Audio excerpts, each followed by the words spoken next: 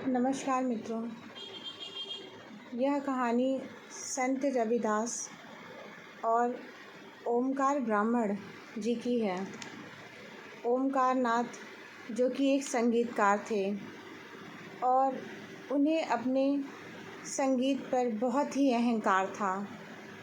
एक बार की बात है कि राजा ने घोषणा करा दी थी कि जो भी संगीतकार अपने सुर तानों से उचित राग छेड़कर मंदिर का घंटा स्वयं ही बजा देगा या स्वयं ही उनके संगीत से वह घंटा स्वतः ही बज उठेगा तो उन्हें विशेष पुरस्कारों से सम्मानित किया जाएगा और उन्हें राजपुरोहित का पद प्रदान कर दिया जाएगा।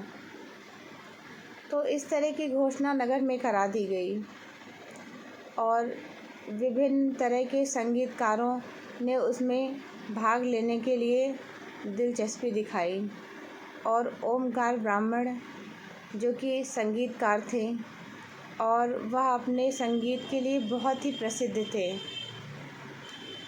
लेकिन जब वह अपने घर पर संगीत का अभ्यास कर रहे थे तो उनकी वीणा के तार स्वतः ही टूट जाते हैं। इससे वह बहुत दुखी होते हैं। उन्हें समझ में नहीं आ रहा था कि यह जो प्रतियोगिता रखी गई है उसमें मेरी वीणा के तार पहले से ही टूट गए हैं। अब मैं उस प्रतियोगिता में भाग कैसे ले पाऊँगा, और इससे वह बहुत ही परेशान रहने लगे। तो जब उन्होंने कई लोगों से बात की तो उन्हें पता चला कि एक चर्मकार जो कि जूता सिलने का काम करते हैं वह बहुत ही प्रसिद्ध हैं और उनका नाम संत रविदास है। वह ही इनके तारों को जोड़ सकते हैं। तो जब उन्हें कोई राह न दिखाई पड़ी, क्योंकि वह एक स्वाभिमानी ब्राह्मण थे और एक नीची जाति के व्यक्ति के पास जाना उनके स्वाभिमान को ठेस पहुंचाता था, लेकिन उनके पास कोई अन्य उपाय भी नहीं था। वह किस व्यक्ति के पास जाएं? जिसके पास वह जाते थे वह उस वीणा को जोड़ने में सामर्थ्यवान नहीं हो पा रहा था और सफलता किसी को नहीं मिल रही थी। प्रतियोगिता का दिन निकट आता जा रहा था। तो उन्होंने यह निश्चय किया कि मैं वेश बदलकर स्वयं संत रविदास के पास जाऊंगा और अपनी वीणा को बनाने का आग्रह उनसे करूंगा। तो वह अपनी वीणा लेकर संत रविदास के घर जाते हैं और वह उनसे कहते हैं कि मेरी वीणा का तार जोड़ दीजिए। तो संत रविदास जब वीणा को दूर से ही देखते हैं तो वह जान जाते हैं कि यह कोई साधारण वीणा नहीं है और ना ही इसको बजाने वाला संगीतकार साधारण है। उनका अंतर्ज्ञान इस चरम सीमा पर था कि वह स्वतः ही सब कुछ जान जाते थे। तो उन्होंने कहा कि देखिए महानुभाव, यह वीणा तो बहुत ही प्यासी नज़र आती है।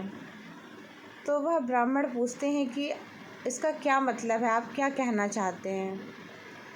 तो उन्होंने कहा कि इस वीणा को तार की नहीं लेकिन करुण भाव की ज़रूरत है, और जो करुण भाव रखते हुए इस वीणा को बजाएगा वही सफल हो सकता है। इस वीणा के तार के टूटने का कारण यही है। तो उनके ज्ञान को सुनकर उन ब्राह्मण को उनकी बातें अनर्गल सी प्रतीत हुई और फिर संत रविदास ने एक चमड़ा अपने बक्से से निकालकर उसको तार में परिवर्तित करके उनकी वीणा को स्वर देने का प्रयास किया। और यह भी बात जानने योग्य है कि वह तार जिसको वह वीणा में पिरो रहे थे वह किसका बना था। उन्होंने बताया कि यह तार एक हिरणी का है जो अपने बच्चे को बचाते हुए मेरे आश्रम के सामने आकर उसने अपने प्राण त्याग दिए थे। यह किसी ऐसे जानवर का से बनाया हुआ निर्मित तार नहीं है जिसको हिंसा के द्वारा मारा गया था। तो यह सब बातें उन्होंने ब्राह्मण को बता दी थी। इसके बाद वीणा तैयार हो जाती है और पंडित जी अपनी वीणा को लेकर चले जाते हैं। धीरे धीरे देखते हुए प्रतियोगिता का दिन भी निकट आ जाता है और उसका आयोजन किया जाता है। जब सभी